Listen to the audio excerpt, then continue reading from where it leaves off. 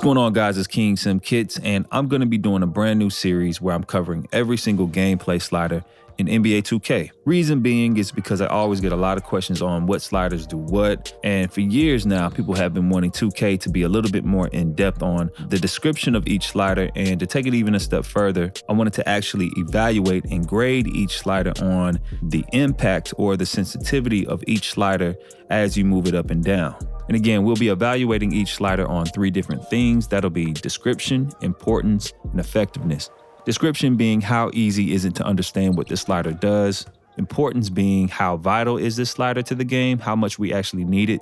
And effectiveness being how much the slider actually impacts the game or how sensitive it is when we move it up 5 to 10 or 15 points to the upside or to the downside. And with this information, we'll be able to see how much the game is actually weighted on one side based on these sliders. So without further ado, the first slider we'll be covering is the game speed slider. Now, most of us knows what these sliders do, but again, we're gonna go one by one so that we understand how these can impact the game both positively and negatively. Now, this slider controls the speed of the overall game globally, meaning it controls the animation speed, the ball speed, even the referees and how they move. Everything that you see on the court is basically sped up if you were to raise the game speed slider. If you were to slow it down, it would just look like everything was in slow motion. So simply every movement in the game is attached to this speed slider.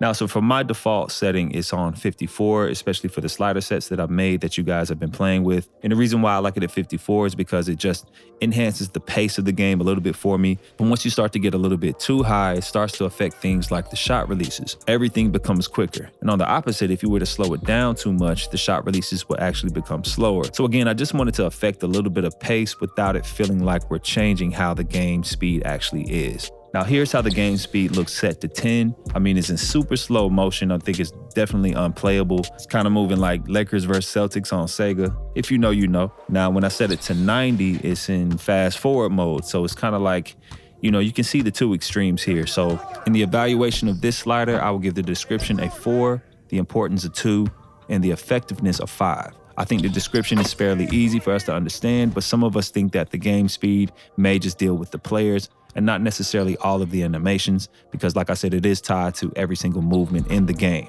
The importance, I think that this slider may be important. It's not necessarily that vital. I think at 50 is just fine. Everything looks to be smooth.